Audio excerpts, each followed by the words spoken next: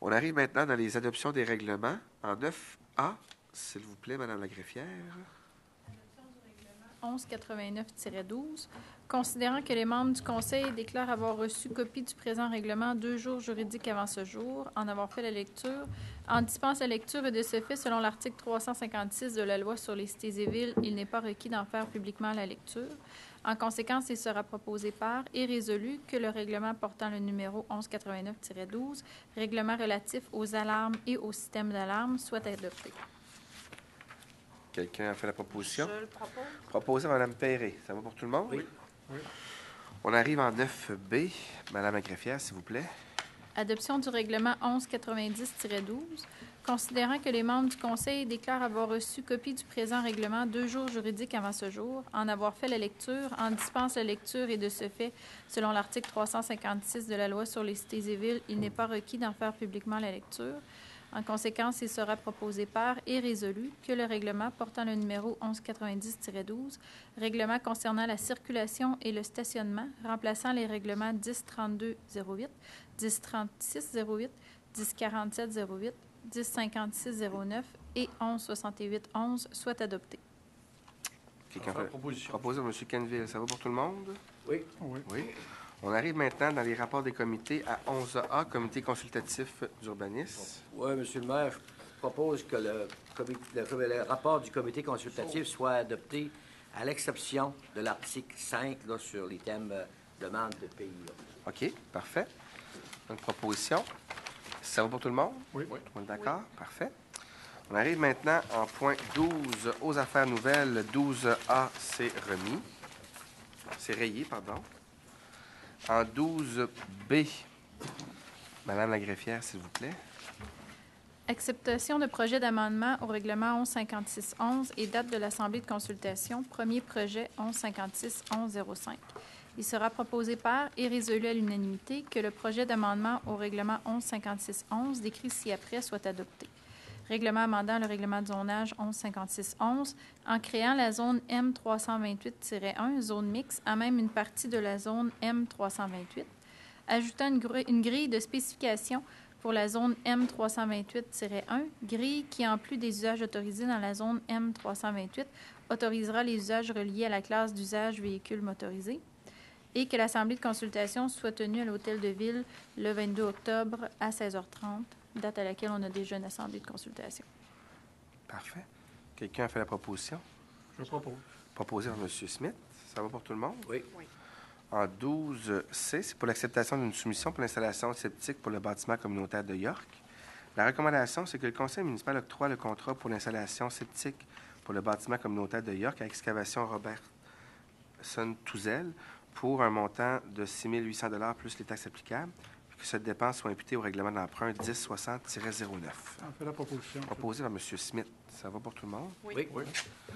En 12D, c'est pour un emprunt par billet au montant de 1 million 1000 $, 1 million 800 000 $, que la Ville de Gaspé accepte l'offre qui lui est faite de Banque Royale du Canada pour son emprunt du 10 octobre 2012 au montant de 1 801 000 $ par billet en vertu des règlements d'emprunt numéro 594-94-15, 595-95, 628-96, 636-96, 636-96 pour la part de la Ville, 673-97, 816-02, 746-99, 848-03, 919-05, 953-06, 983-07 et 918-05.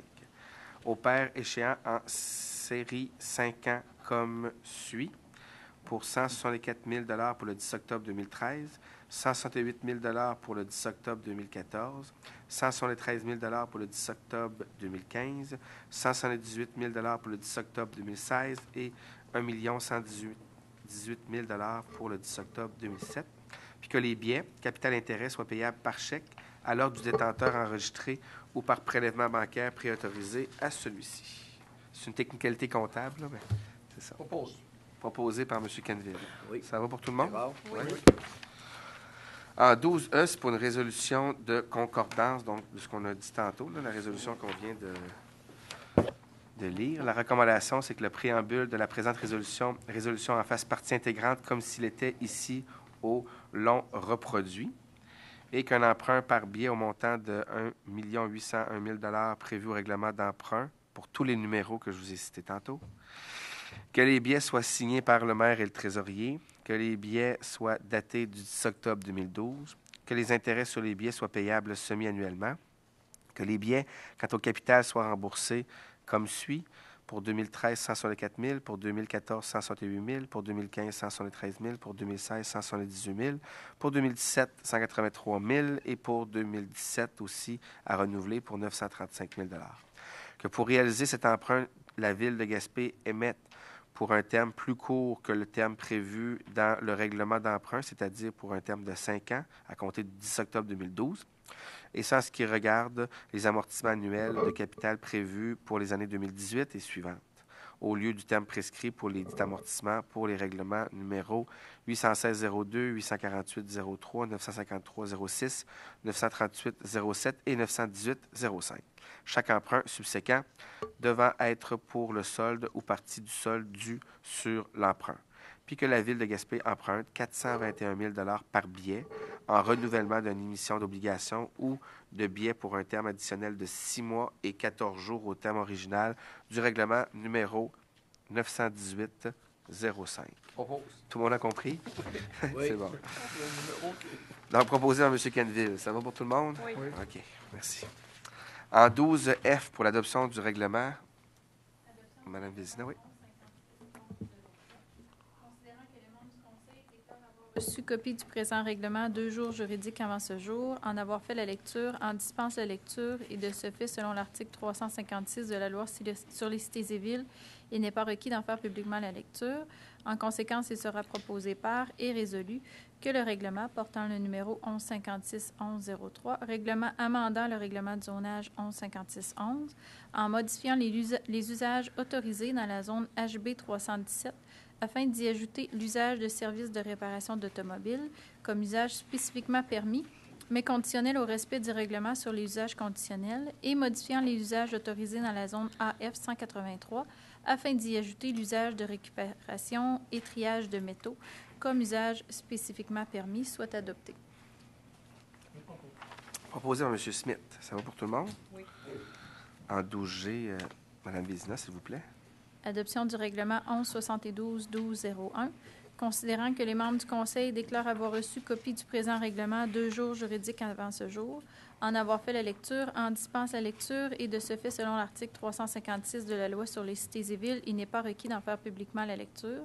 En conséquence, il sera proposé par et résolu que le règlement portant le numéro 1172-1201, règlement amendant le règlement sur les usages conditionnels 1172-12, en ajoutant l'article 2.6, dispositions applicables pour l'usage de services de réparation d'automobiles dans la zone HB 317, soit adopté.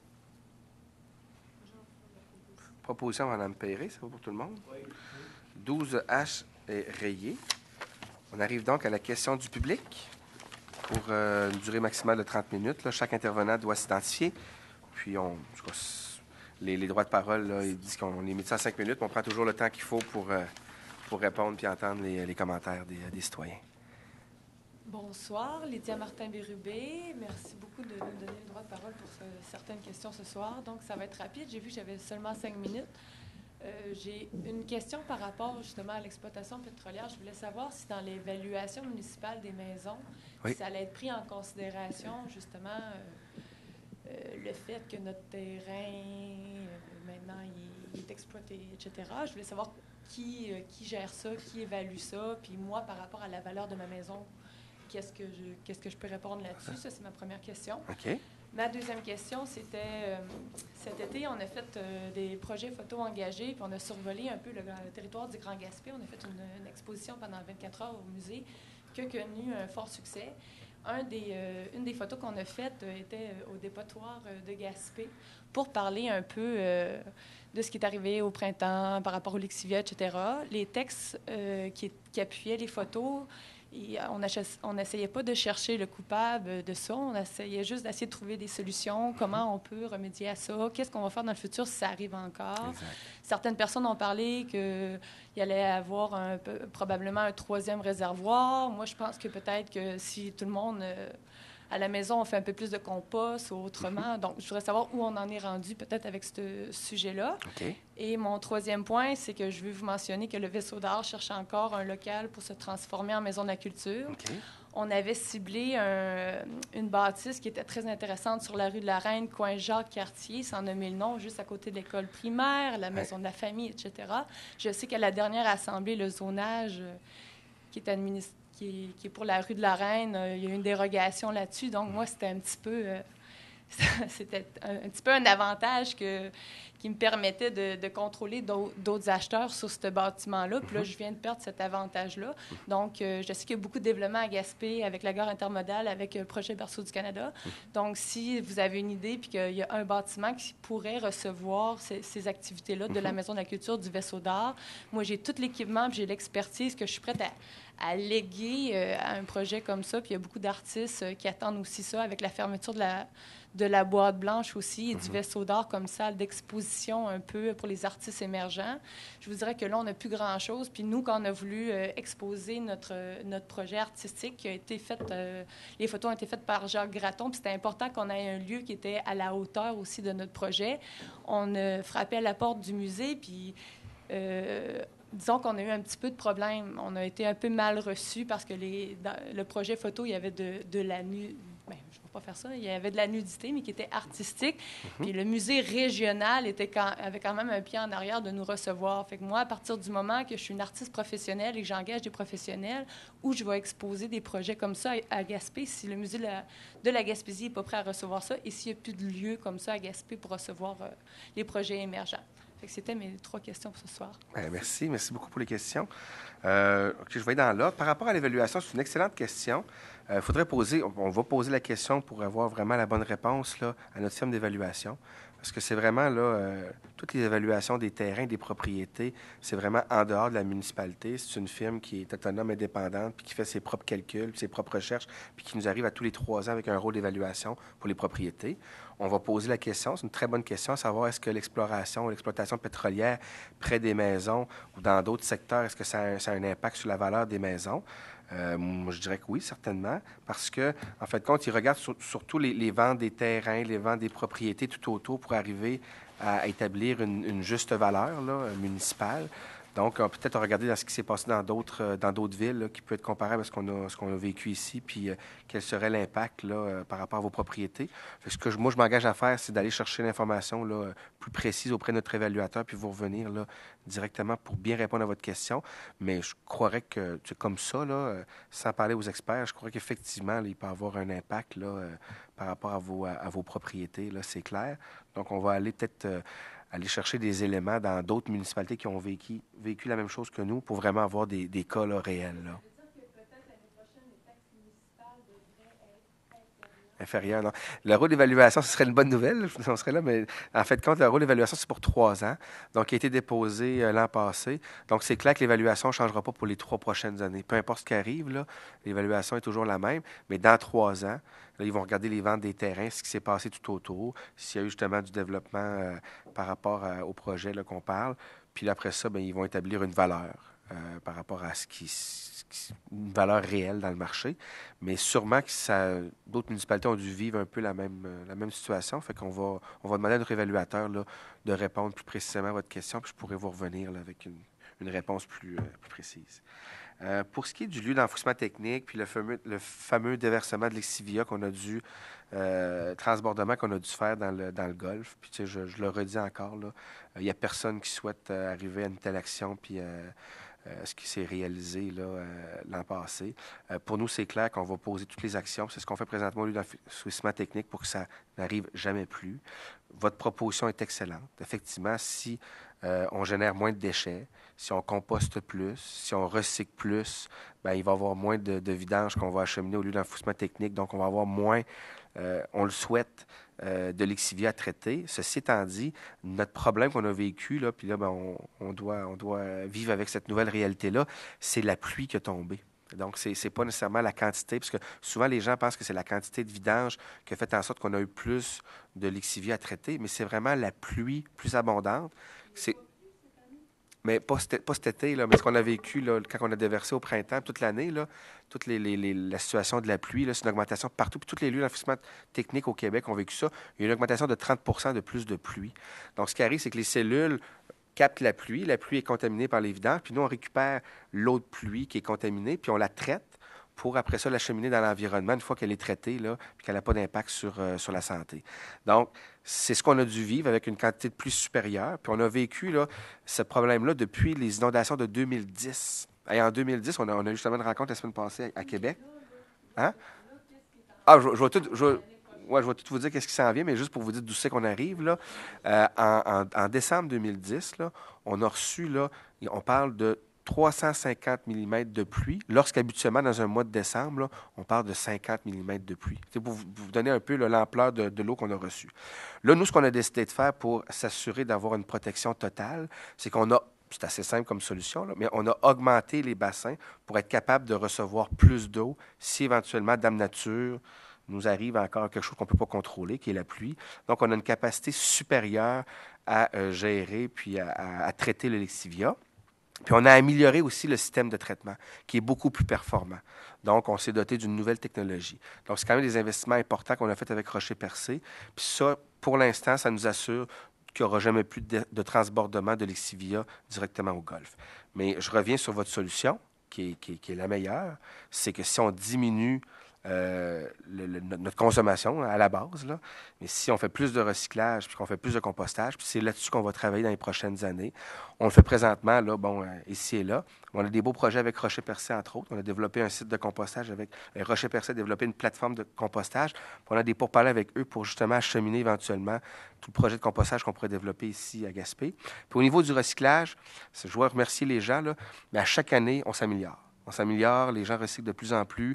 On a aussi, d'ailleurs, investi beaucoup dans le centre de tri à Grande-Rivière, plusieurs centaines de milliers de dollars, parce qu'à l'époque, on ne pouvait pas recevoir les sacs de plastique, là, c'est le cas.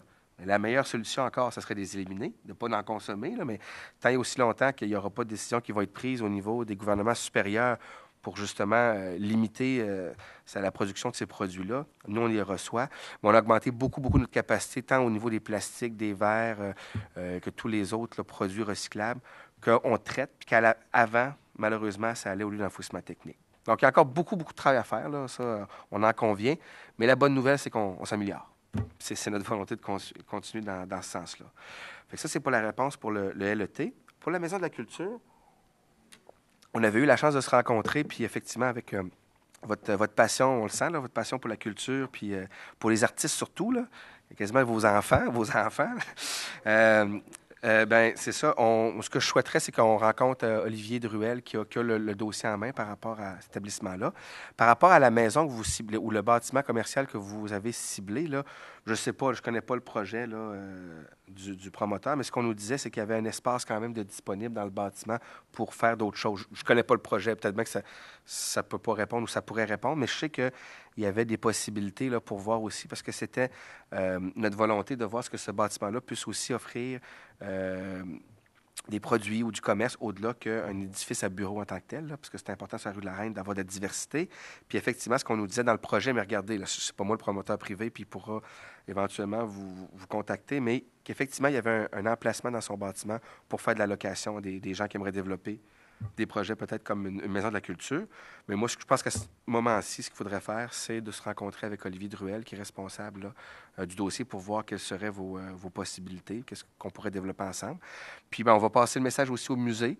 La bonne nouvelle, c'est qu'ils ont quand même fait preuve d'ouverture. Vous avez pu faire l'exposition, puis effectivement, il y a beaucoup de monde qui ont été et qui m'ont parlé là, de cette exposition-là, en espérant qu'il y aura encore cette ouverture-là pour la poursuite de vos activités. Mais ce qui est clair, c'est qu'on va organiser une rencontre là, pour voir qu'est-ce qu'on pourrait faire avec le projet. Donc, merci beaucoup pour votre intérêt et pour vos questions pertinentes. Est-ce qu'il y aurait d'autres questions, commentaires ou interrogations? Oui, monsieur. Oui, pas de problème. Pas de problème, oui. OK. Oui.